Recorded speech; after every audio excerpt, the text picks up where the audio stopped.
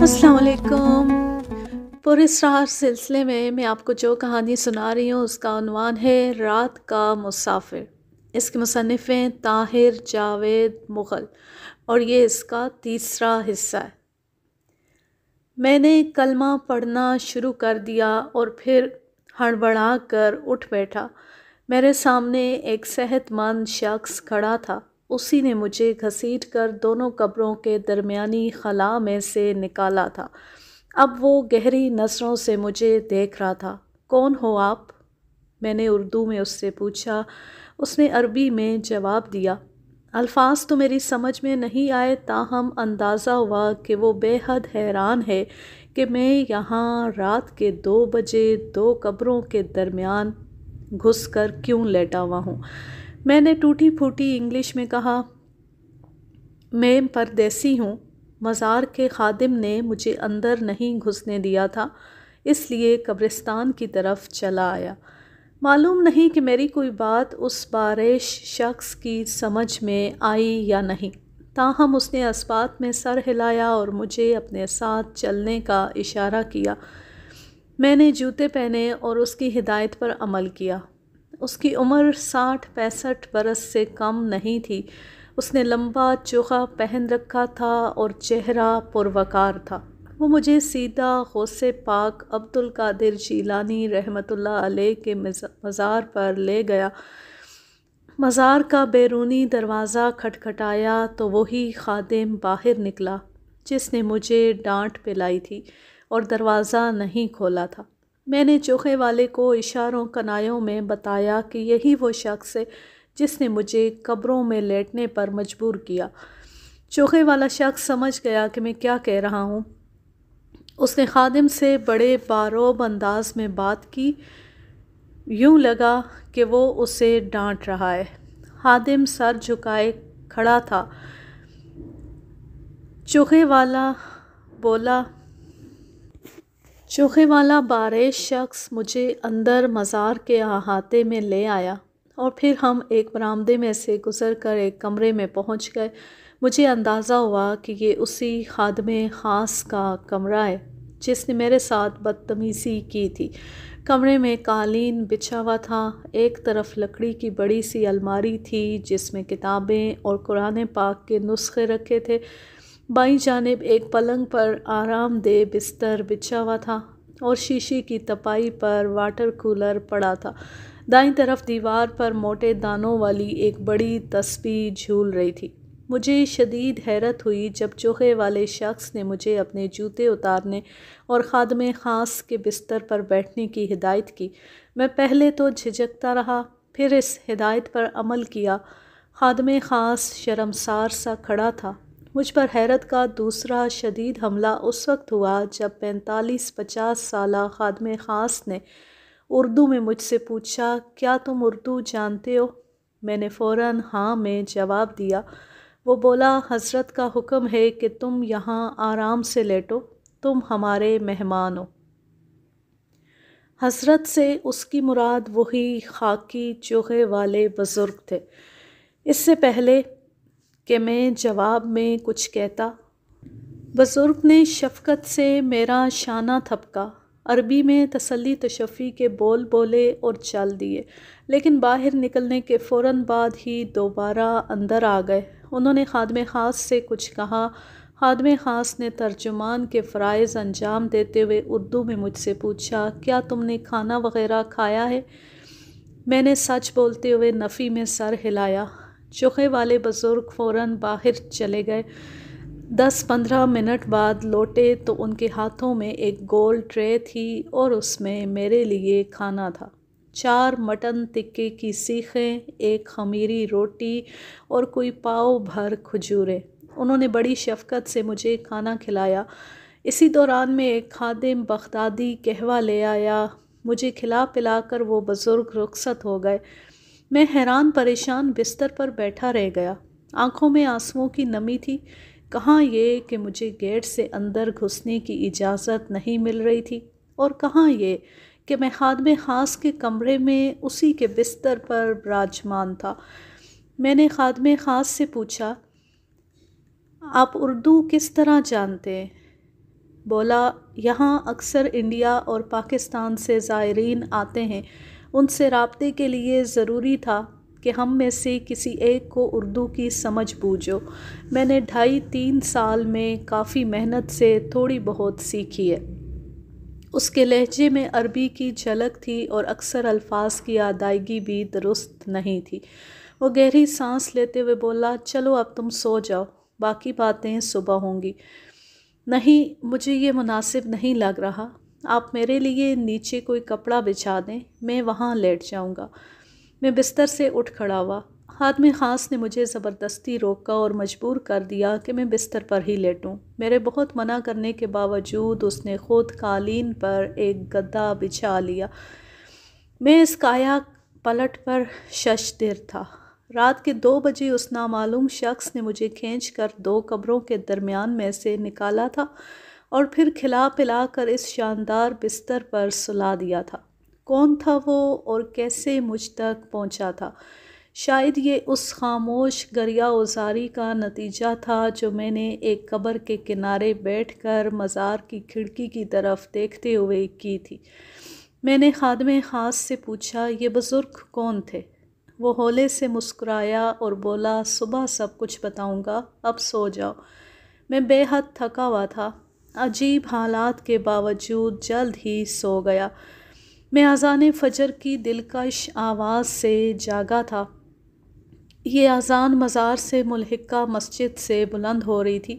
کمرے میں نیم تاریکی تھی۔ مجھے سسکیوں کی آواز سنائی دی۔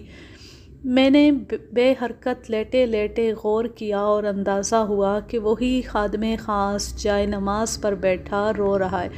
میں نے اس کے خشوع و خضوع میں دخل دینا مناسب نہیں سمجھا اور لیٹا رہا۔ کچھ دیر بعد ہم نے مزار کی وسیع و عریض مسجد میں نماز ادا کی اور دوبارہ کمرے میں آ گئے۔ یہ کمرہ ایک طرح سے اس خادم خاص کا حجرہ تھا۔ خادم خاص کا نام مجھے ابو سیاف معلوم ہوا۔ وہ عرصہ 20 سال سے خادم خاص کے فرائض انجام دے رہا تھا۔ اس کا تعلق بصرہ سے تھا۔ نماز کے بعد ابو سیاف نے باقاعدہ مجھ سے معافی مانگی اور کہا کہ اسے اپنے رات والے سلوک پر افسوس ہے۔ میں نے اس کے سامنے ہاتھ جوڑتے ہوئے کہا، آپ کیوں مجھے شرمندہ کرتے ہیں؟ میں ایک ناچیز بندہ ہوں۔ آپ کو اللہ نے اتنا معتبر منصب دے رکھا ہے، آپ ایسی بات نہ کریں۔ ابو سیاف نے میرا ہاتھ تھاما اور کہا، دکھوں کے مارے معلوم ہوتے ہو، لگتا ہے بہت مصیبتیں اٹھا کر یہاں تک پہنچے ہو۔ میں آپ کو سب کچھ بتاؤں گا، لیکن آپ بھی مجھے بتائیے کہ رات والے بزرگ کون تھے؟ وہ مجھے نماز میں تو نظر نہیں آئے۔ ابو سیاف نے کہا، وہ کبھی کبھار ہی یہاں آتے ہیں۔ یہاں کے سب سے بڑے 3-4 بزرگان میں سے ایک ہیں، انہیں حضرت عالی مقام کہا جاتا ہے۔ اس سے پہلے کہ ہماری گفتگو کچھ مزید آگے بڑھتی، طالب علموں کا ایک گروہ اجازت لے کر اندر آ گیا اور خادم خاص ابو سیاف ان سے گفتگو میں مصروف ہو گیا۔ میں نے وہ سارا دن مزار اور ملحقہ مسجد میں گھومتے پھرتے گزارا۔ ایک عجیب سا سکون اور روحانیت کا احساس تھا جو میرے رگ و پے میں بسا ہوا تھا۔ یہاں میں نے دیکھا کہ پردے اور ستر پوشی کا تصور کچھ اور طرح کا تھا۔ دن 10 بجے کے قریب بہت سی عراقی خواتین مزار کے احاطے میں دکھائی دیں۔ اس وسیع احاطے میں اینٹوں کا فرش تھا۔ میں نے 2 وقت کا کھانا خادم خاص ابو سیاف کے ساتھ ہی کھایا۔ بہرحال میں نے اسے صاف صاف بتا دیا تھا کہ آج میں اس کے بستر پر نہیں سوؤں گا۔ اگر مجھے زیادہ مجبور کیا گیا تو یہاں سے چلا جاؤں گا۔ مجھے یہ کسی طور گوارا نہیں تھا کہ مجھ سے بڑی عمر کا ایک شخص میرے قریب زمین پر سوئے اور میں اس کے بستر پر قبضہ جما کر لیٹوں۔ میں نے کھلی ہوا کا بہانہ بھی کیا اور عشاء کے بعد مزار کے اینٹوں والے احاطے میں ایک دری بچھا لی اور تکیہ رکھ لیا۔ کئی اور افراد بھی وہاں شب بسری کے لیے موجود تھے۔ تاروں بھرے آسمان کے نیچے وہ رات سکون سے تو گزری، لیکن یادیں بھی مسلسل حملہ آور ہوتی رہیں۔ ستاروں کو دیکھ کر میں نے سوچا یہی ستارے میرے گھر کے آسمان پر بھی چمک رہے ہوں گے اور دیکھ رہے ہوں گے کہ وہاں کیا کچھ ہو رہا ہے۔ آج مجھے گھر سے نکلے کم و بیش 15 روز ہو چکے تھے، لیکن لگتا تھا کہ یہ 15 سال کا وقت ہے۔ ان 15 دنوں یا 15 سالوں میں کون کون سے لوگ مجھ سے ملے اور بچھڑے تھے۔ ان میں مہرو بھی تھی، وہ بھی اسی شہر بغداد میں کہیں رہنے کے لیے آئی تھی۔ میں نے ایک بار پھر خدا کا شکر ادا کیا کہ وہ صحیح سلامت اپنے وارثوں کے پاس پہنچ گئی تھی۔ اگلے روز میں مزار اور مسجد کے گرد و نواح میں گھومتا رہا اور لوگوں کے رہن سہن کو دیکھتا رہا۔ میں نماز بڑی باقاعدگی سے ادا کر رہا تھا اور اس میں مجھے بہت سکون مل رہا تھا۔ میں نے ابو سیاف کو اپنے حالات سے تھوڑا بہت آگاہ تو کیا تھا، لیکن تفصیل نہیں بتائی تھی۔ رات کو میں جب پھر دری اور چادر وغیرہ لے کر احاطے کی طرف جانے لگا تو ابو سیاف نے مجھے روکا اور کہا کہ آج بادل ہے، رات کو بارش کا امکان ہے، میں کمرے میں ہی سو جاؤں۔ لیکن مجھے باہر سونا ہی مناسب اور اچھا لگا۔ بہرحال رات کو وہی کچھ ہوا جس کا خطرہ ابو سیاف نے ظاہر کیا تھا۔ 11-12 بجے کا وقت ہوگا جب یکا یک تیز بارش ہونے لگی۔ صحن میں سونے والے ہم سب لوگ ہڑبڑا کر اٹھے اور برآمدوں کی طرف بھاگے۔ برآمدے تک پہنچتے پہنچتے میں بری طرح بھیگ گیا اور بستر بھی گیلا ہو گیا۔ وہیں برآمدے کے ایک کونے میں اپنا گیلا بستر بچھایا اور گیلے کپڑوں کے ساتھ لیٹ گیا۔ اپنی حالت زار پر خود ہی ترس آیا اور ساتھ ہی ان لمحوں میں اپنی ماں بھی بہت یاد آئی۔ انہوں نے کبھی چند منٹ بھی ہمیں گیلے کپڑوں کے ساتھ رہنے نہیں دیا تھا۔ دل بوجھل ہو گیا۔ یہ غریب الوطنی تھی اور اس غریب الوطنی نے ابھی پتہ نہیں کیا کچھ دکھانا تھا۔ ہوا تیز تھی، بارش کی کوئی کوئی بوچھاڑ برآمدوں تک بھی پہنچ رہی تھی۔ میں ٹھٹھرتا رہا اور اونگتا رہا۔ اچانک کسی نے میرا کندھا ہلایا اور اٹھنے کو کہا۔ میں یہ دیکھ کر حیران ہوا کہ یہ وہی پہلے روز والے بزرگ میرے قریب بیٹھے تھے۔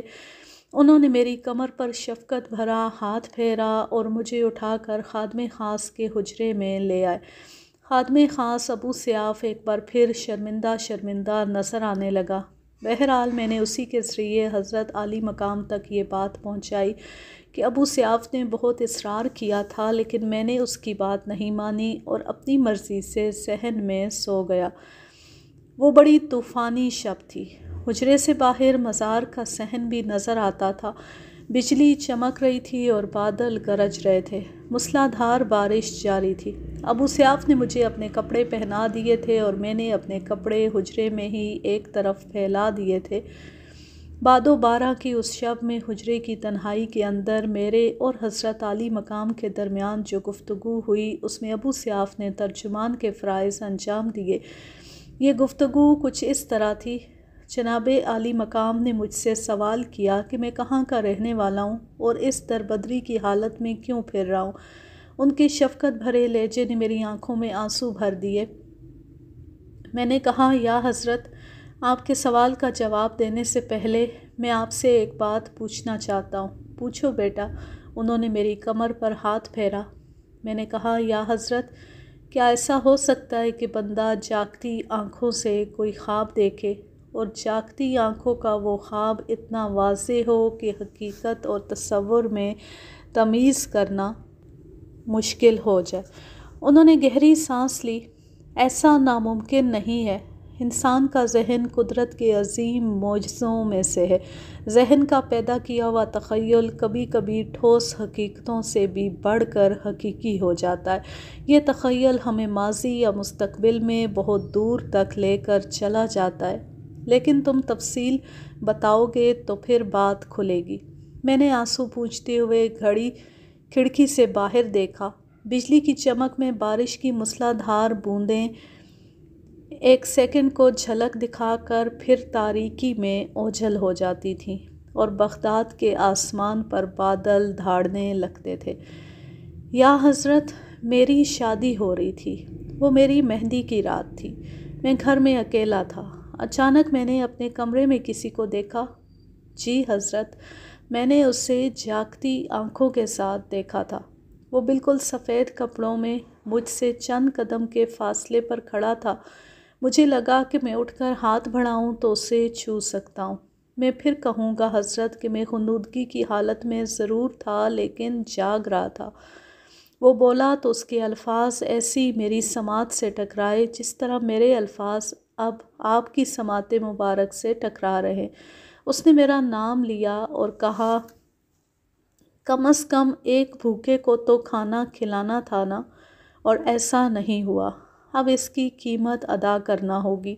یہ کہہ کر وہ چلا گیا، لیکن اس کے یہ الفاظ جیسے میرے سینے میں پیوست ہو کر رہ گئے۔ یا حضرت، میرے دل کے اندر کہیں کھلبلی سی مچ گئی اور مجھے یوں لگا جیسے کچھ ہونے والا ہے، کچھ بہت برا۔ اور پھر میری شادی کی رات، یہ بہت برا میرے سامنے آ گیا۔ میری آواز بھرا گئی اور میں چند لمحے کے لیے خاموش ہو گیا۔ حضرت عالی مقام نے پھر میری پشت پر تسلی آمیز انداز میں ہاتھ پھیرا اور مجھے بات جاری رکھنے کی ہدایت کی۔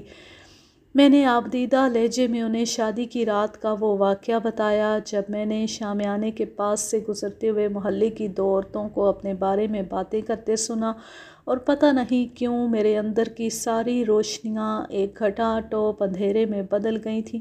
میں بے حد کوشش کے باوجود اپنے لیے یا اپنی دلہن کے لیے اس اندھیرے میں سے روشنی کی ایک کرن بھی نہیں ڈھونڈ سکا تھا، اور سب کچھ چھوڑ چھاڑ کر اپنے جگمگاتے گھر سے نکل آیا تھا۔ میری پوری رودات سننے کے بعد حضرت عالی مقام خاموش ہو گئے۔ وہ آلتی پالتی مارے بیٹھے تھے، ان کا سر جھکا ہوا تھا اور لمبی داڑھی سینے کو چھو رہی تھی۔ کافی دیر چپ رہنے کے بعد انہوں نے ابو سیاف کی وساطت سے مجھ سے کہا، بیٹا، مجھے یہ صدقہ خیرات اور خدا ترسی میں کمی کا کوئی معاملہ لگتا ہے۔ کہیں کوئی کوتاہی ہوئی ہے، ہاں کہیں ہوئی ہے، جس کی وجہ سے تم پر یہ مشکل آئی ہے۔ وہ چند سیکنڈ خاموش رہے، پھر دوبارہ عربی میں بولے، جس کا ترجمہ کرتے ہوئے ابو سیاف نے مجھ سے کہا، حضرت کہتے ہیں کہ کیا وہاں پاکستان میں تمہاری مالی حالت اچھی تھی؟ جی ہاں، اللہ کا شکر ہے، آسانی سے گزر بسر ہوتی تھی۔ کہیں تم صدقہ خیرات وغیرہ کی طرف سے غافل تو نہیں ہو؟ میں نے نفی میں جواب دیتے ہوئے کہا، نہیں حضرت، ہمارا گھرانہ الحمدللہ مذہبی ہے۔ ہم اپنی استطاعت کے مطابق ہمیشہ کچھ نہ کچھ خیرات نکالتے۔ میرے پردادا تو اس سلسلے میں خاصی شہرت رکھتے تھے۔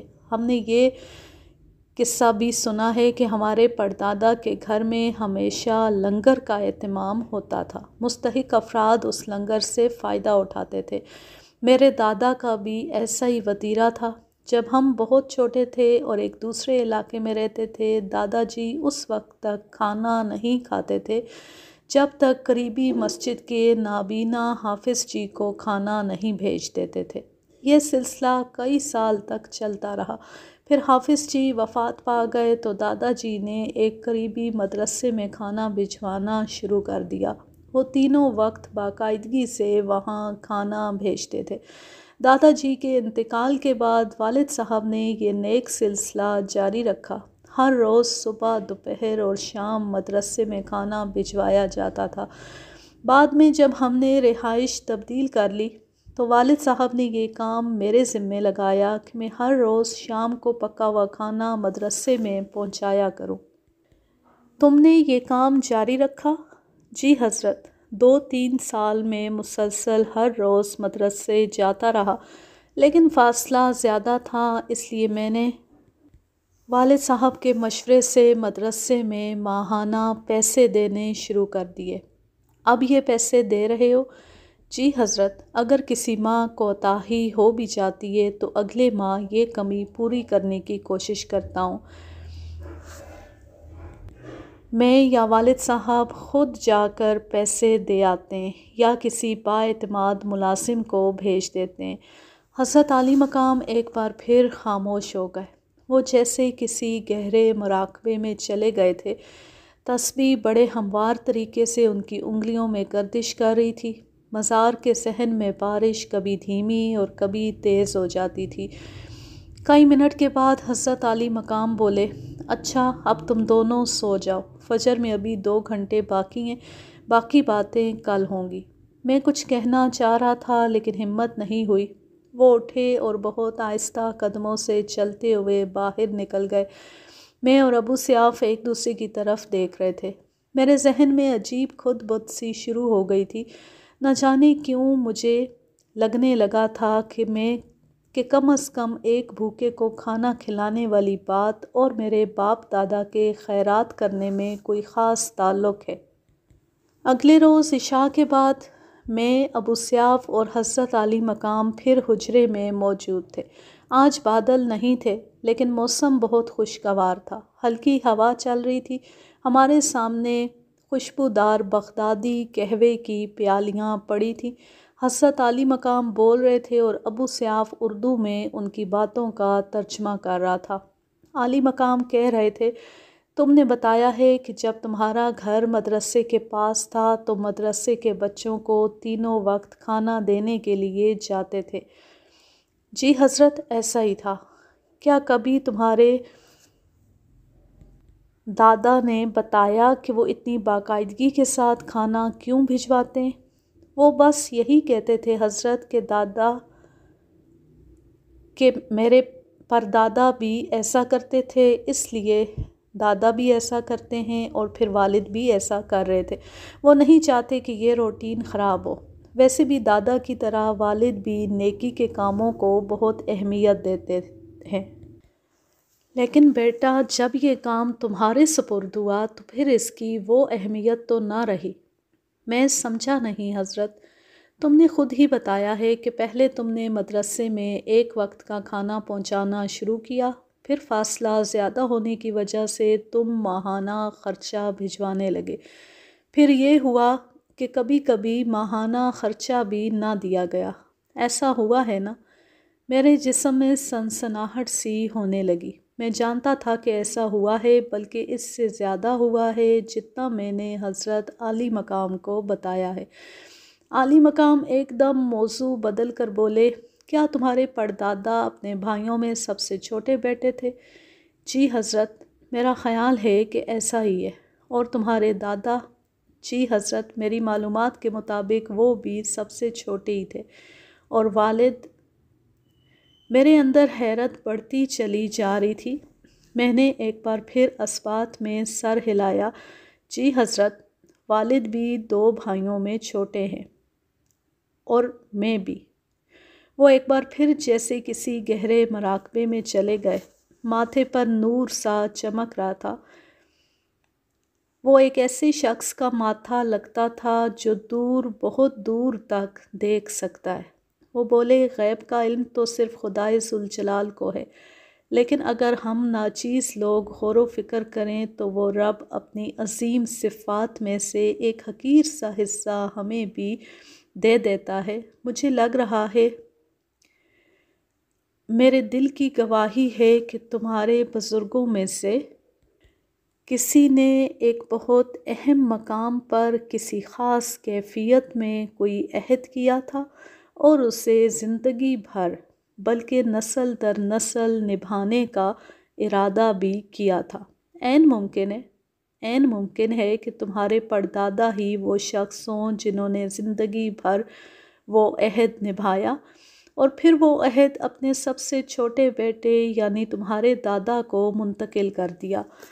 تمہارے دادا نے یہ عہد تمہارے والد تک منتقل کیا اور پھر یہ تم تک آیا، لیکن تم تک پہنچتے پہنچتے اس عہد کی شکل و صورت بدل گئی اور اس پر عمل کرنے والے کا ارادہ اور جذبہ بھی وہ نہ رہا۔ اگر دوسرے لفظوں میں کہا جائے کہ اس عہد کی خلاف ورزی ہو گئی تو یہ غلط نہ ہوگا۔ میں سم بکمن بنا یہ باتیں سن رہا تھا۔ عالی مقام خاموش ہوئے تو میں نے ہمت کر کے کہا، یا حضرت، یہ کس قسم کا عہد ہو سکتا ہے؟ میں ایک بار پھر کہوں گا کہ میں 100% یقین سے نہیں کہہ سکتا، لیکن یہ میرے دل کی گواہی ہے کہ گئے وقتوں میں کسی وقت شاید تمہارے پردادا نے کسی وجہ سے کسی متبرک مقام پر یہ منت مانی ہوگی کہ وہ زندگی بھر جب تک کسی ایک بھوکے کو کھانا نہیں کھلائیں گے خود کھانا نہیں کھائیں گے۔ شاید تمہیں یہ بات اور یہ عہد معمولی لگے، لیکن نہیں، ایسے عہد معمولی نہیں ہوتے بیٹا۔ انسانی زندگی پر ان کے اثرات بہت گہرے اور طویل ہوتے۔ خدا کو حاضر ناظر جان کر کیے گئے ایسے عہدوں کو توڑا جائے تو ان کا وبال آتا ہے۔ یقیناً ہماری یہ گفتگو مزید جاری رہتی، لیکن اسی دوران میں کوفے سے کچھ مہمان آ گئے جو عالی مقام سے ملنا چاہتے تھے۔ ان کی آمد کے بعد مجھے اور ابو سیاف کو حجرہ چھوڑنا پڑا۔ اس رات کو زیادہ حصہ میں نے بس جاگتے ہوئے گزارا۔ آنکھوں میں بار بار آنسو جمع ہوتے رہے۔ حضرت عالی مقام کی کچھ باتیں تو میری سمجھ میں آئی تھیں اور کچھ نہیں آئی تھیں۔ مجھے یوں لگ رہا تھا جیسے اعلیٰ حضرت نے مجھے میرا مسئلہ تو بتا دیا ہے، لیکن اس کا حل نہیں بتایا۔ اگر وہ سب کچھ ویسا ہی تھا جیسا عالی مقام نے فرمایا تھا تو پھر مجھے کیا کرنا چاہیے تھا؟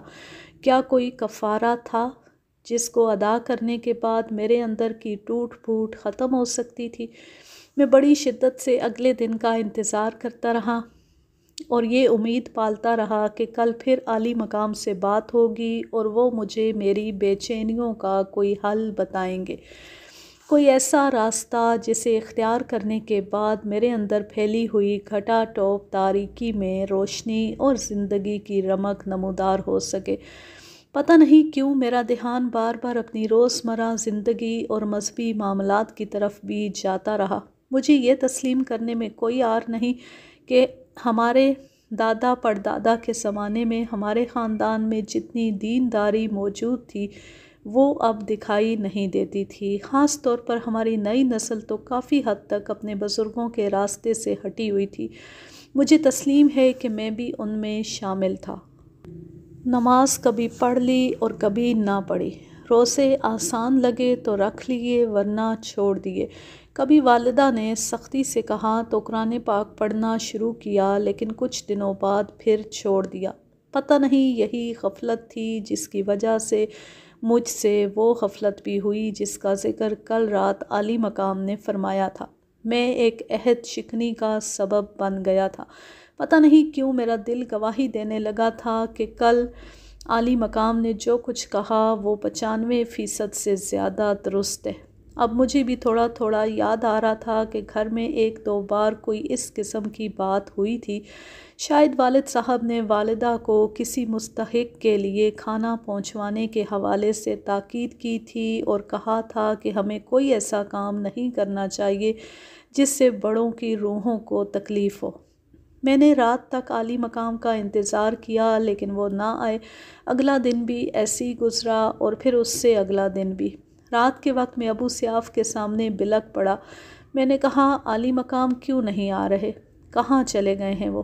ابو سیاف نے لمبی سانس لیتے ہوئے کہا، میں نے تمہیں پہلے ہی بتایا تھا ہارون کہ ان کا یہاں آنا جانا ان کی مرضی پر ہوتا ہے۔ ہو سکتا ہے کہ وہ کل ہی آ جائیں، ہو سکتا ہے کہ اگلے 15-20 روز یا مہینے 2 مہینے تک نظر نہ آئیں۔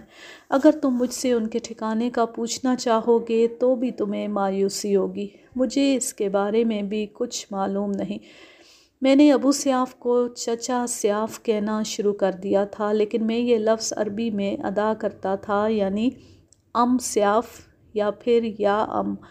میں نے کہا، یا ام، آپ کا کیا خیال ہے؟ مجھ سے ایک خاص گناہ سمیت جو گناہ ہوئے ہیں ان کے ازالے کے لیے مجھے کیا کرنا چاہیے؟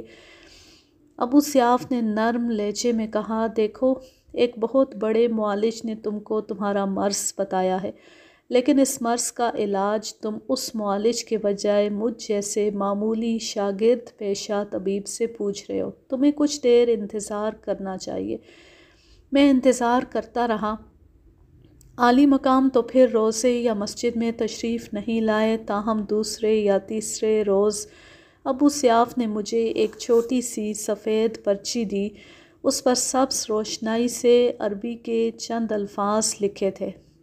ابو سیاف نے مجھے بتایا، تمہارے لیے حضرت نے یہ پیغام بھیجا ہے۔ میرا دل شدت سے دھڑکنے لگا۔ ابو سیاف نے ان الفاظ کا ترجمہ کرتے ہوئے پڑھا، مصیبت اپنے وقت پر ٹلتی ہے، تمہاری مصیبت بھی انشاءاللہ ضرور ختم ہوگی، صبر کا دامن تھامے رکھو، معافی مانگو اور نیکی کے راستے سے دور نہ جاؤ۔ یہ حوصلہ افزا تحریر تھی، لیکن اس میں ایسی کوئی بات نہیں تھی جو فوری طور پر میرے سکون کا باعث بنتی۔ اس تحریر میں حضرت نے ملاقات کی بھی کوئی نوید نہیں سنائی تھی۔ میں نے ابو سیاف سے یہ پرچی لے لی اور بڑے احترام سے اپنے کوٹ کی اوپری جیب میں رکھ لی۔ یاد رہے کہ 24-25 روز گزر جانے کے باوجود میرے جسم پر وہی میری شادی کی رات والا پینٹ کوٹ تھا، اب اس کی حالت ابتر ہو چکی تھی۔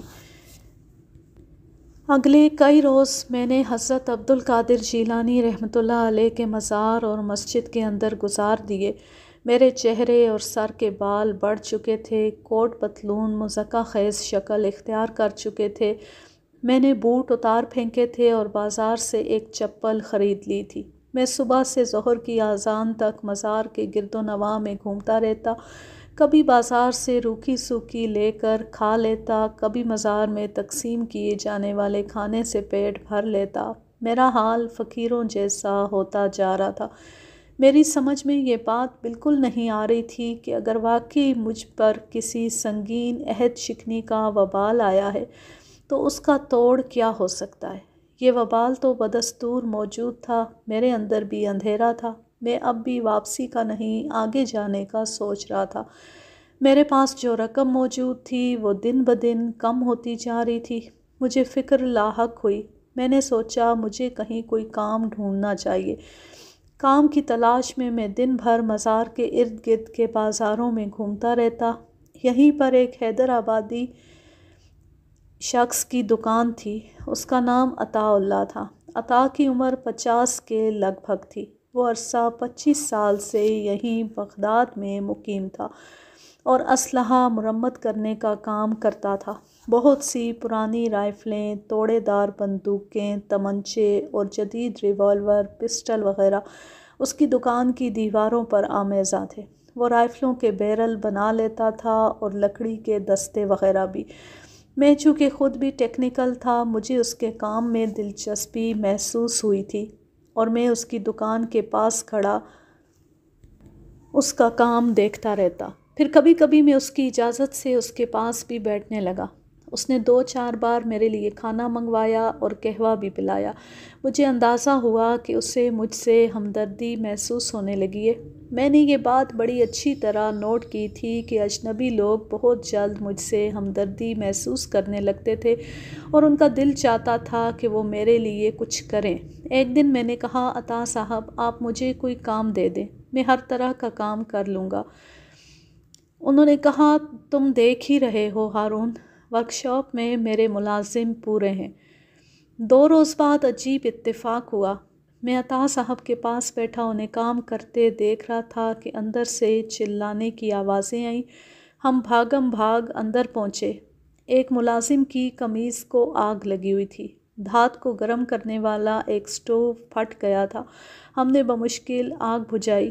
کاریگر لڑکے کی دونوں کلائیاں بری طرح زخمی ہوئی تھیں۔ لوگ اسے طبی امداد کے لیے فوراً ہسپتال لے گئے۔ شام کو عطا صاحب کچھ دیر تک گم سم سے میری طرف دیکھتے رہے، پھر ہولے سے بولے، اگر تم کام کرنا چاہتے ہو تو کل سے آ جانا۔ میں نے آبدیدہ ہو کر کہا، عطا صاحب میں کام تو چاہتا تھا لیکن اس طرح سے نہیں، مجھے اس حادثے کا بڑا افسوس ہے۔ بس یہ اللہ کے کام ہوتے ہیں اور وہی ان کی حکمت جانتا ہے، عطا صاحب نے کہا اور مجھے اگلے روز آنے کی تاکید کی۔ اگلے روز میں غوث پاک کے مزار سے قریباً 4 میل پیدل چلنے کے بعد عطا صاحب کی ورکشاپ پر پہنچا۔ عطا صاحب نے مجھے پہلے دن جو کام سونپا وہ آری سے لوہا کاٹنے کا تھا۔ میں نے آری کے دندانے درست کیے اور دوپہر تک اتنی تیزی سے لوہا کاٹا کہ وہ حیران رہ گئے۔ نہ صرف وہ خود حیران ہوئے بلکہ انہوں نے اپنے 3-4 پڑوسی دکانداروں کو بھی بلا کر میرا کام دکھایا۔ شام کو میں خوشگوار موڈ میں واپس مزار پر پہنچا۔ وہاں پر موجود خادم خاص ابو سیاف تو میرا خیر خواہ تھا ہی، مزار کے کئی خدمتگار ملنگ بھی دوستوں کی طرح ہو گئے تھے۔ میں نے انہیں جب خبر سنائی کہ مجھے کام مل گیا ہے تو وہ بہت خوش ہوئے۔ میں نے پہلے دن کی کمائی سے کچھ مٹھائی ان کے لیے لائی تھی۔ انہوں نے چائے بنائی اور ابو سیاف سمیت ہم سب نے برآمدے میں بیٹھ کر چائے پی۔ عطا اللہ میرے کام سے بہت خوش تھا۔ ایک دن وہ مجھے اپنی بیوی سے ملانے اپنے گھر لے گیا۔ سورج ڈوبتے ہی ورک شاپ بند ہو جاتی تھی۔ عطا اللہ نے مجھے اپنی موٹر سائیکل پر بٹھایا اور لے کر چل دیا۔ ہم مختلف سڑکوں سے گزرنے کے بعد دریائے دجلہ کے کنارے پہنچے۔ شام نے رنگ بکھیر رکھے تھے اور دجلہ میں تفریحی کشتیاں تیر رہی تھیں۔ ہم کنارے کی ایک انجان بستی میں پہنچے۔ یہ پرانا شہر تھا، تنگ گلیاں، اینٹوں اور مٹی کے گھر، کھجوروں کے جھنڈ۔ مجھے لگا کہ میں نسیم حجازی کے ناول آخری چٹان کے دور میں پہنچ گیا ہوں۔ خدا خدا کر کے عطا اللہ کا گھر آیا۔ یہ 5-6 مرلے کا گھر ڈبل سٹوری تھا اور ارد گرد کے مکانوں سے کافی اچھا تھا۔ یہ علاقہ بھی کچھ بہتر تھا۔ ہم اندر داخل ہوئے۔ صحن میں پہنچے تو میں دم بخود کھڑا رہ گیا۔ اگر میرے سر پر ایک وزنی بم پھٹ جاتا تو شاید تب بھی مجھے اتنا شوق نہ لگتا جتنا اپنے سامنے بیٹھے جعفر کو دیکھ کر لگا۔ وہ بھی مجھے دیکھ کر ششدر رہ گیا۔ وہ ایک کرسی پر بیٹھا تھا۔ اس نے اپنی زخمی ٹانگ اٹھا کر ایک دوسری کرسی پر رکھی ہوئی تھی۔ ایک لمحے کے لیے میرا دل چاہا کہ واپس مڑ جاؤں، لیکن اب یہ بھی نہیں ہو سکتا تھا۔ اسی دوران میں سیڑھیوں پر سے ایک کھنکتی ہوئی آواز آئی۔ یہ مہرو تھی، جو ایک چھوٹی ٹرے میں چائے لیے نیچے اتر رہی تھی۔ مجھے دیکھ کر اور پہچان کر وہ بھی بری طرح ٹھٹک گئی۔ غالباً ٹرے اس کے ہاتھوں سے گرتے گرتے بچی۔ آپ ایک دوسرے کو پہچانتے ہو؟ عطا صاحب نے پوچھا۔ ان کا اشارہ میرے اور جعفر کی طرف تھا۔ میں نے خشک ہونٹوں پر زبان پھیری اور اثبات میں سر ہلایا۔ مہرو جلدی سے واپس جا چکی تھی۔ جعفر نے خود کو حیرت کے شدید حملے سے سنبھال لیا تھا۔ اس نے عطا صاحب سے مخاطب ہو کر عربی میں کچھ پوچھا، غالباً میرے بارے میں ہی پوچھا تھا کہ میں یہاں کیسے ہوں۔ عطا صاحب نے جواب میں تفصیل سے آگاہ کر دیا۔ 5-10 منٹ بعد ساری صورتحال واضح ہو چکی تھی۔ جعفر جان چکا تھا کہ میں یہاں کیسے پہنچا ہوں، اور میں بھی جان چکا تھا کہ یہ دراصل جعفر ہی کا گھر ہے۔ 25-26 برس پہلے عطا صاحب بالکل نوجوان تھے۔ وہ یہاں جعفر اور مہرو کے والد کے شاگرد کے طور پر کام کرتے تھے۔ بعد میں جعفر اور مہرو کے والد تو مہرو سمیت پاکستان واپس چلے گئے، لیکن عطا صاحب یہیں پر رہے۔ وہ مہرو کی والدہ حبیبہ بیگم کو اپنی ماں اور جعفر کو چھوٹے بھائی کی طرح سمجھتے تھے۔ اب عطا صاحب شادی شدہ تھے اور ان کی اپنی ماشاءاللہ 3 بیٹیاں بھی تھیں۔ وہ تینوں نوجوان تھیں اور اسی گھر میں اپنی مقامی والدہ کے ساتھ رہتی تھیں۔ بالائی کمروں سے ان کے چہکارنے کی آوازیں مجھے سنائی دے رہی تھیں۔ یہ ایک زبردست اتفاق تھا کہ میں کام ڈھونڈتے ڈھونڈتے عطا صاحب کی ورکشاپ تک پہنچا اور پھر وہاں سے جعفر اور مہرو کے گھر آ گیا۔ شاید ہماری زندگی ایسے ہی خوشگوار اور ناخوشگوار اتفاقات کا مجموعہ ہے۔ جعفر کے چہرے پر حسب معمول گہری سنجیدگی تھی۔ اس نے ٹوٹی پھوٹی اردو میں مجھے بتایا، میری پنڈلی کی ہڈی میں ایک باریک فریکچر ہے، اس کے علاوہ زخم بھی ہے، دونوں چیزوں کا علاج ہو رہا ہے۔ مجھے کل پھر سٹی سینٹر کے اسپتال میں چیک اپ کے لیے جانا ہے۔ میں نے اس کے لیے نیک خواہشات کا اظہار بھی کیا۔ اسی دوران میں عطا صاحب کی عراقی بیوی اور ان کی 3 بچیاں بھی آ گئیں۔ لگتا تھا کہ وہ آزادی کے ماحول میں پلی بڑھی ہیں۔ ٹوٹی پھوٹی اردو بھی بول لیتی تھیں کیونکہ باپ اردو بولتا تھا۔ وہ بے تکلفی سے باتیں کرتی رہیں۔ ان کی والدہ بھی مجھے بڑی دلچسپی سے دیکھ رہی تھی۔ عطا صاحب نے کہا کہ یہ ایک تو تمہاری قیمتی سوٹ کی خستہ حالی سے حیران ہے، دوسرے اس بات پر بھی حیران ہے کہ تم نے جتنا لوہا کاٹنے میں 3 گھنٹے لگائے، ہمارے کاریگر اتنا لوہا کاٹنے میں 9-10 گھنٹے لگاتے ہیں۔ پروگرام کے مطابق مجھے رات وہیں ٹھہرنا تھا۔ میرے لیے گھر کا بیٹھک نما کمرہ سجوا دیا گیا۔ اس ہوادار کمرے سے دریائے دجلہ کی جھلک نظر آتی تھی۔ مجھے اچھا کھانا کھلایا گیا اور پوری مہمان نوازی کی گئی، لیکن مہرو مجھے نظر نہیں آئی۔ شاید وہ اپنے بھائی جعفر سے ڈرتی تھی۔ میرا یہ اندازہ درست نکلا۔ اگلے روز جعفر صبح سویرے اپنے کسی دوست کے ساتھ ہسپتال جانے کے لیے نکل گیا۔ اسے اب شام کو ہی واپس آنا تھا۔ ورک شاپ سے چونکہ آج چھٹی تھی، اس لیے مجھے اور عطا صاحب کو گھر میں ہی رہنا تھا۔ میرا ناشتہ مہرو ہی لے کر آئی اور اس نے مجھے بڑے ادب سے سلام کیا اور ناشتہ میز پر رکھ کر کسی خادمہ کی طرح ایک طرف کھڑی ہو گئی۔ میں نے اسے ڈانٹا، یہ کیا حرکت ہے مہرو؟ مجھے اتنی عزت مت دو کہ مجھے مذاق لگنے لگے، پلیز بیٹھ جاؤ۔ وہ جھجکتے ہوئے بیٹھ گئی اور اپنے معصوم انداز میں باتیں کرنے لگی۔ ہم نے بہت سی باتیں کی۔ اس نے پوچھا کہ میں نے بریانی پکائی تھی یا نہیں۔ میں نے کہا پکا بھی لیتا تو تمہارے بغیر کیسے کھاتا۔ وہ ہنس دی۔ ہنستے ہوئے اس کی ناک کی وزنی نتنی بھی ہنستی ہوئی محسوس ہوئی تھی۔ وہ بولی، بابو سائیں، یہ آپ نے اپنا کیا حلیہ بنا رکھا ہے؟ کیا آپ مزار کے ملنگ بننا چاہ رہے ہیں؟ حالات تو ایسے ہی ہیں کہ مجھے ملنگ بن جانا چاہیے۔ اللہ سائیں نہ کرے کہ ایسا ہو۔ آپ اتاریں یہ کپڑے، میں آپ کو دوسرے کپڑے دیتی ہوں، ان کو مشین سے دھو دیتی ہوں، ایک دم ٹھیک ہو جائیں گے۔ میرے بہت منع کرنے کے باوجود وہ نہیں مانی۔ اندر سے شاید عطا صاحب کا کوئی جوڑا لے آئی اور میرا پتلون کوٹ دھلوانے کے لیے لے گئی۔ عطا صاحب لمبی تان کر سو رہے تھے۔ ان کی تینوں تیز ترار بیٹیاں میرے ارد گرد جمع تھیں۔ میں ان کے لیے جیسے کوئی تماشے کی چیز تھا۔ وہ بڑی بے تکلفی سے باتیں کر رہی تھیں۔ سب سے چھوٹی بیٹی ٹوٹی پھوٹی اردو میں بولی، باجی مہرو آپ کی بہت تعریفیں کرتی ہے، کہتی ہے کہ آپ ایک لڑکے بھی ہیں اور بزرگ بھی ہیں، یعنی لڑکے بزرگ۔ وہ ایسا کیوں کہتی ہیں؟ یہ تو وہی بتا سکتی ہے۔ ویسے اگر آپ کا کبھی دوسری شادی کا پروگرام بن جائے تو مہرو کو ضرور بتائیے گا، وہ فوراً تیار ہو جائے گی۔ جعفر ماموں روڑا اٹکا دیں تو اور بات ہے، سب سے بڑی نے کہا اور تینوں کھلکھلا کر ہنس دیں۔ شام تک مہرو نے میرا کوٹ پتلون بڑی اچھی حالت میں مجھے لوٹا دیا۔ اس نے خود استری کی تھی اور میری چپل تک پالش کر ڈالی تھی۔ شام کو جعفر واپس آ گیا۔ وہ ہمیشہ کی طرح گہرے سنجیدہ موڈ میں تھا۔ میں نے کبھی اسے مسکراتے نہیں دیکھا تھا۔ رات کے کھانے کے بعد وہ اپنے کمرے میں گیا اور مجھے بھی وہاں بلا لیا۔ میز پر قہوے کی 2 پیالیاں رکھی تھیں۔ وہ ٹھہرے ہوئے لہجے میں بولا اور پہلی بار میرا نام لے کر مجھے مخاطب کیا۔ کہنے لگا، ہارون، میں نے زندگی میں کبھی کسی کا احسان خود پر نہیں رکھا اور میں سمجھتا ہوں کہ تم نے مجھ پر 2 بڑے احسان کر رکھے۔ میں سمجھا نہیں جعفر صاحب۔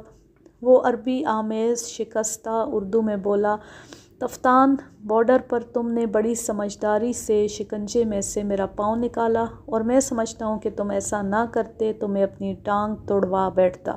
یہ بھی ہو سکتا تھا کہ زیادہ خون بہنے سے کوئی مزید نقصان ہو جاتا۔ میں نے کچھ بولنا چاہا لیکن اس نے مجھے بولنے کا موقع نہیں دیا اور بات جاری رکھتے ہوئے بولا، تم نے میری بہن کی حفاظت کی اور کئی دن تک بڑی نیک نیتی سے اسے اپنی پناہ میں رکھا۔ میں اس کے لیے بھی تمہارا احسان مند ہوں۔ مجھے بتاؤ میں تمہارے لیے کیا کر سکتا ہوں؟ آپ نے میرے ساتھ محبت سے بات کی، میرے لیے یہی بڑی بات ہے۔ باقی میں نے جو کیا وہ میرے اخلاقی فرائض تھے۔ یہ گھسی پیٹی باتیں چھوڑو، میں صاف سیدھی بات کرنے کا عادی ہوں ہارون، اور میں نے تمہیں بتایا ہے کہ مجھے احسان اپنے سر پر رکھنا اچھا نہیں لگتا۔ مجھے بتاؤ میں تمہارے لیے کیا کر سکتا ہوں؟ وہ بڑا ٹیڑھا بندہ تھا، میری سمجھ میں نہیں آیا کہ اسے کیا جواب دوں۔ کچھ دیر توقف کر کے میں نے کہا، جعفر صاحب، فی الحال تو میری کوئی حاجت اور ضرورت نہیں ہے۔ ہاں اگر کوئی ایسی بات ہوئی تو میں آپ کے اصرار کی وجہ سے آپ سے ضرور شیئر کروں گا، اور میں بھی وعدہ کرتا ہوں کہ میری پوری کوشش ہوگی کہ تمہارے کام آ سکوں۔ لیکن اس کے ساتھ ساتھ مجھے ایک اور بات بھی کہنا ہے۔ جی فرمائیں۔ وہ اپنے گھنگریالے بالوں میں انگلیاں پھیر کر بولا، میں زیادہ میل جول پسند نہیں کرتا۔ میرا مطلب ہے کہ مجھے اپنی فیملی کے ساتھ تنہا رہنا زیادہ اچھا لگتا ہے۔ بے شک تم ایک قابل اعتبار شخص ہو، لیکن میں اپنے مخصوص مزاج کی بات کر رہا ہوں۔ میں چاہوں گا کہ آئندہ اگر ہماری کوئی ملاقات ہو تو وہ ورک شاپ پر ہو یا پھر کہیں بھی گھر سے باہر ہو۔ جعفر صاحب یقین کریں مجھے یہاں خود بھی آکورڈ سا لگ رہا ہے۔ میں آپ کی بات سے پوری طرح متفق ہوں۔ اگر آپ اجازت دیں تو میں صبح کے بجائے ابھی واپس جانا پسند کروں گا۔ ویسے بھی مزار پر ابو سیاف وغیرہ میرا انتظار کر رہے ہوں گے۔ جعفر کچھ دیر خاموش رہنے کے بعد بولا، جیسے تمہاری مرضی۔ میں نے سونے کے بجائے روانگی کا ارادہ کیا تو مہرو اور دیگر لڑکیاں حیران نظر آنے لگیں۔ بہرحال جعفر کی موجودگی میں کسی کی یہ ہمت نہ ہوئی کہ مجھ سے کچھ پوچھتی۔ مہرو واضح طور پر پریشان نظر آئی۔ اس نے کچھ بولنے کے لیے منہ کھولا لیکن بول نہیں سکی۔ وہ آئینے کی طرح شفاف لڑکی تھی۔ میں جانتا تھا کہ اس کو مجھ سے جو لگاؤ ہے اس میں ایک ذرا سی بھی آلائش نہیں ہے۔ رات کے 10 بجے تھے۔ بغداد کے گلی کوچوں میں تاحال رونق تھی۔ کسی چائے خانے سے عربی موسیقی بلند ہو رہی تھی۔ میں روشن دکانوں کے درمیان پیدل ہی چل پڑا۔ میرا رخ دریا کی طرف تھا۔ اچانک مجھے لگا جیسے کوئی میرا پیچھا کر رہا ہے۔ یہ ایک درمیانے قد کا شخص تھا۔ اس نے مقامی انداز کا چوغا پہن رکھا تھا۔ سر پر عربی انداز کا سرخ ڈبی دار رومال تھا۔ اپنے شک کی حقیقت جانچنے کے لیے میں ایک دکان پر رکا۔ وہ شخص بھی مجھ سے چند قدم آگے جا کر ایک جنرل سٹور پر رک گیا اور یوں ہی اشیاء کا جائزہ لینے لگا۔ وہ جوان سال ہی لگتا تھا۔ میں ابھی ٹھیک سے اس کی شکل نہیں دیکھ سکا تھا، تاہم مجھے محسوس ہوا تھا کہ شاید وہ عربی نہیں ہے۔ اگلے 10-15 منٹ میں میرا یہ شک یقین میں بدل گیا کہ وہ شخص میرے ساتھ ساتھ آ رہا ہے۔ ذہن میں کئی اندیشے سر اٹھانے لگے۔ کوئی جرائم پیشہ، خفیہ پولیس کا کوئی بندہ جو ایک اجنبی کی نقل و حرکت پر نظر رکھے ہوئے تھا، یا پھر کوئی ایسا شخص جسے جعفر نے میرے پیچھے لگا دیا تھا۔ میں مختلف گلیوں سے گزرتا ہوا اب دریائے دجلہ کے کنارے پہنچ چکا تھا۔ رات کافی ہو چکی تھی۔ دریا کے کنارے اب اکا دکا افراد ہی نظر آتے تھے۔ میں بے خوف آگے بڑھتا رہا اور نسبتاً الگ تھلگ کنارے پر چلا گیا۔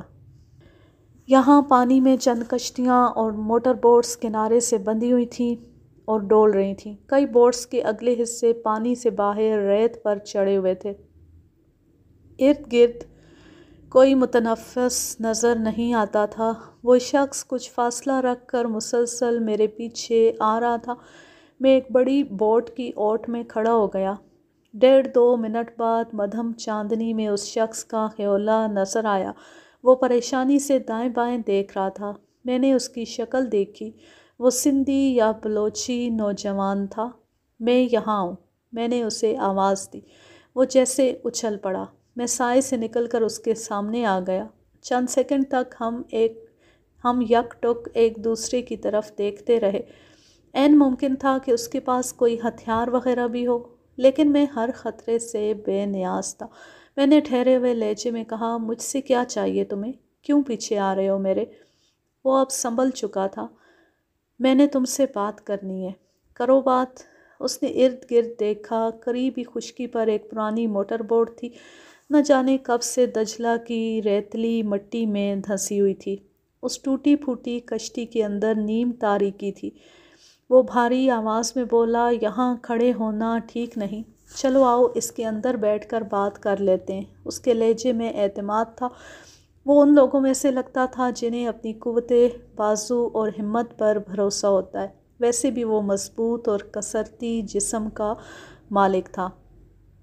مجھے یوں محسوس ہوا جیسے اس نے نشہ کیا ہوا ہے۔ بہرحال میں بھی ڈرنے والا نہیں تھا۔ میں اس کے ساتھ کشتی کے اندر آ گیا۔ یہاں جالے لگے ہوئے تھے اور مردہ مچھلیوں کی ہلکی سی بو بھی تھی۔ ہم کاٹ کباڑ کے قریب لکڑی کے ایک تختے پر بیٹھ گئے۔ میرے پاس ایک چھوٹی سی ٹارچ تھی۔ میں نے ٹارچ کی روشنی میں نوارد کے چہرے کا جائزہ لیا۔ اس کی عمر 23-24 سال رہی ہوگی۔ رنگ گہرا گندمی تھا۔ چہرے کے نقوش سانولے تھے لیکن مجموعی طور پر وہ ٹھیک ہی دکھائی دیتا تھا۔ چہرے کے نقوش موٹے تھے لیکن مجموعی طور پر وہ ٹھیک ہی دکھائی دیتا تھا۔ اس کے لب و لہجے سے مجھے اندازہ ہو چکا تھا کہ وہ سندھی ہے۔ اس کی آنکھیں سوجی ہوئی تھیں اور چہرہ تمتمایا ہوا تھا۔ یہ نشے میں ہونے کی علامتیں تھیں۔ بہرحال بعد میں پتہ چلا کہ وہ نشے میں نہیں بلکہ تیز بخار میں تھا۔ وہ سخت لہجے میں بولا، کیا بے وقوفی کرتے ہو؟ ٹارچ بجھا دو، نہیں تو ابھی کوئی چوکیدار پہنچ جائے گا یہاں۔ میں نے ٹارچ بجھا دی۔ جعفر سائیں اور مہرو سے کیا تعلق ہے تمہارا؟ تم یہ پوچھنے والے کون ہوتے ہو؟ صرف میری بات کا جواب دو، ورنہ میں یہاں تمہاری گردن بھی کاٹ سکتا ہوں۔ تو پھر پہلے تم گردن ہی کاٹ لو، سوال جواب بعد میں کر لیں گے۔ مجھے بے حد حیرت ہوئی جب اس نے اپنے لبادے کے نیچے سے واقعی ایک تیز دھار چاقو نکال لیا۔ بہکے ہوئے لہجے میں دانت پیس کر بولا، میں جو کہتا ہوں وہ کر بھی دیتا ہوں، میرے سوال کا جواب دو۔ میں نے اندازہ لگایا کہ وہ اپنے ہوش و حواس میں نہیں۔ اس کی یہ نیم دیوانگی میرے یا اس کے اپنے لیے خطرناک ثابت ہو سکتی تھی۔ میں نے اپنے اندرونی طیش کو دباتے ہوئے کہا، میں جعفر صاحب کی ورکشاپ میں کام کرتا ہوں۔ اس کے جسم پر لرزہ سا طاری ہو گیا۔ وہ بہکی ہوئی آواز میں بولا، اچھا تو میرا اندازہ درست ہے، مہرو کے رشتے کی بات تم سے ہی ہو رہی ہے۔ میں سٹپٹا گیا، پتہ نہیں کیا کہہ رہے ہو تمہاری باتیں میری سمجھ میں نہیں آ رہی۔ لیکن میری سمجھ میں سب کچھ آ رہا ہے۔ وہ پھنکارا، وہ تم ہی ہو جو میری مہرو پر ڈاکہ ڈالنے والے ہو، لیکن میں ایسا نہیں ہونے دوں گا، ہرگز نہیں ہونے دوں گا۔ کان کھول کر سن لو تم، وہ میری ہے، اسے مجھ سے کوئی نہیں چھین سکتا۔ دیوانگی کے عالم میں اس نے چاقو کی تیز نوک میری گردن سے لگا دی۔ لگتا ہے کہ تمہیں کوئی غلط فہمی ہو رہی ہے۔ ابھی میرا فکرہ منہ میں ہی تھا کہ اس نے مشتعل ہو کر الٹے ہاتھ کی ضرب میرے چہرے پر لگانی چاہی۔ وہ مجھے انڈر ایسٹیمیٹ کر رہا تھا اور اپنی طاقت کا بھی شدید غلط اندازہ لگا رہا تھا۔ میں نے نیچے جھک کر خود کو اس کے تھپڑ سے بچایا اور پھر ٹانگ کی ضرب سے اسے دیوار کے ساتھ ٹکرا دیا۔ چوبی دیوار سے ٹکرانے کے بعد وہ پھر میری طرف لڑک آیا۔ تیز دھار لمبے پھل والا چاقو ابھی تک اس کے ہاتھ میں تھا اور یہی چیز زیادہ خطرناک تھی۔ میں نے سب سے پہلے اس کی کلائی تھامی اور چاقو اس کے ہاتھ سے چھڑانے کی کوشش کی۔ اسی کوشش میں ہم کشتی کے فرش پر گر پڑے۔ وہ کافی زور آور تھا۔ شدید بخار کی مدہوشی نے اس کی طاقت اور جرأت میں اضافہ کر دیا تھا۔ اگلے 1.5-2 منٹ تک میرے اور اس کے درمیان زبردست جدوجہد ہوئی۔ اس کے گھونسوں سے میرے منہ میں خون کا نمکین ذائقہ گھل گیا اور میری ضربات نے اس کا جبڑا ہلا دیا۔ میرے جسم پر تو کوٹ تھا لیکن اس کا چوہا تار تار ہو گیا تھا۔ آخر مجھے ایک موقع مل ہی گیا۔ چہرے پر میرے سر کی زوردار ٹکر کھا کر وہ ذرا ڈھیلا پڑا تو میں نے اس کا چاقو والا ہاتھ موڑ کر اس کی پشت سے لگا دیا۔ یہ تو چاقو لکڑی کے فرش پر گرا اور واضح آواز آئی۔ چاقو گرنے کے بعد میں نے اسے سنبھلنے کا موقع نہیں دیا، اسے روئی کی طرح دھنک کر رکھ دیا۔ قریباً 1 منٹ بعد وہ چاروں شانے چت میرے سامنے پڑا تھا۔ میرے گھونسوں سے بچنے کے لیے اس نے اپنا چہرہ بازوؤں میں چھپا رکھا تھا۔ میں نے اس کا چاقو اٹھا لیا اور اسے سر کے بالوں سے کھینچ کر لکڑی کے تختے پر بٹھا دیا۔ اس نے گردن ایک طرف ڈال رکھی تھی اور مسلسل خون تھوک رہا تھا۔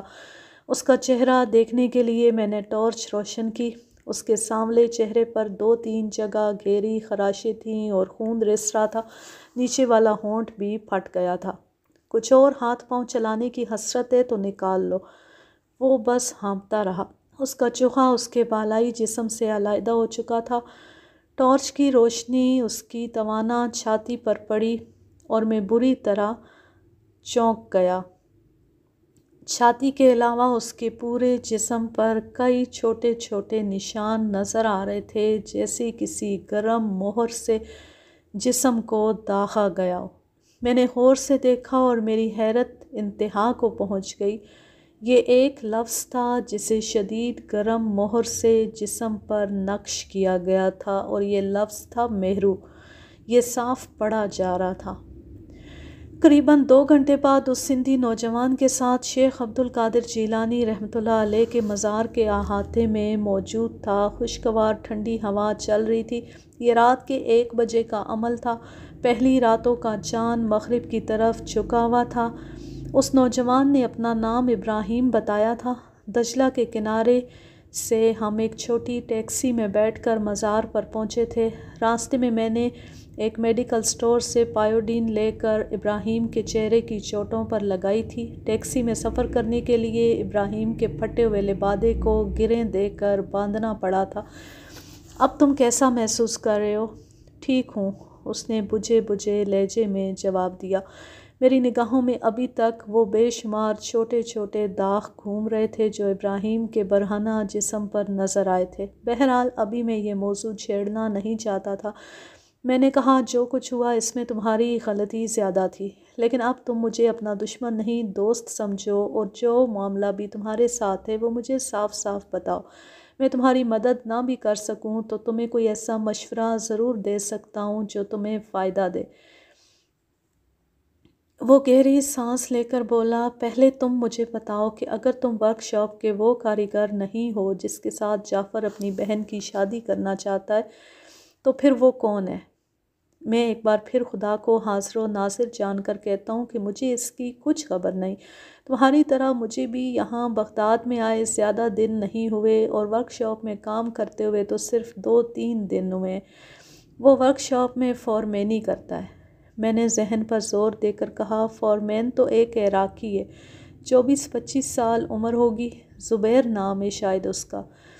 ایک دم میری نگاہوں کے سامنے بجلی سی چمک گئی۔ ابراہیم نے تیش میں ہاتھ چلایا۔ سامنے رکھے ہوئے قہوے کے برتن دور تک لڑک گئے۔ میں ہکا بکا اس کی طرف دیکھنے لگا۔ اس نے دونوں ہاتھ اپنے کانوں پر رکھ لیے اور سر اپنے اوپر اٹھے ہوئے گھٹنوں پر گھسا لیا۔ چہرے پر شدید کرب کے آثار تھے۔ مزار کے احاطے میں موجود اکا دکا افراد نے چونک کر ہماری طرف دیکھا۔ کیا ہوا ابراہیم؟ میں نے پریشان لہجے میں اس سے پوچھا۔ مجھے کچھ نہ بتاؤ، خدا کے لیے مجھے کچھ نہ بتاؤ اس کے بارے میں۔ کس کے بارے میں؟ جس سے مہرو کی شادی ہو رہی ہے۔ میں اس کا نام نہیں سننا چاہتا، اس کے بارے میں ایک لفظ بھی نہیں جاننا چاہتا، یہ میرے بس میں نہیں ہے۔ اس نے اپنے بال مٹھی میں جکڑے اور فرط کرب سے اپنے ہونٹ بھینچ لیے۔ وہ جذباتی کیفیت میں تھا۔ میں نے کچھ دیر خاموش رہنا مناسب سمجھا۔ اس کی آنکھوں میں شاید آنسو امڈ آئے تھے۔ کچھ دیر بعد وہ کراہتی ہوئی آواز میں بولا، میں اس سے بہت زیادہ محبت کرتا ہوں، اتنی محبت جو تمہارے خیال میں بھی نہیں آ سکتی، کسی کے خیال میں بھی نہیں آ سکتی۔ میں اس کے لیے مر سکتا ہوں اور مار بھی سکتا ہوں۔ میرے لیے یہی دکھ کچھ کم نہیں تھا کہ وہ میرے گاؤں سے جا رہی تھی۔ پھر جب مجھے یہ پتہ چلا کہ اس کا بھائی اس کی شادی کرنے کے لیے لے کر جا رہا ہے تو مجھے لگا میں جیتے جی مر گیا ہوں۔ میں مسلمان ہوں، اللہ کو مانتا ہوں، اپنی جان لینے کو جرم سمجھتا ہوں، نہیں تو شاید پہلے مہینے ہی نواب شاہ کے اسٹیشن پر جا کر اپنا سر ریل کی پٹڑی پر رکھ دیتا۔ وہ سسکنے لگا۔ آج کے لیے بس اتنا ہی۔ اب میں لیتی ہوں آپ سے اجازت۔ جانے خوش رہیں، شاد و آباد رہیں، ہنستے مسکراتے رہیں۔ اللہ حافظ، اللہ نگہبان۔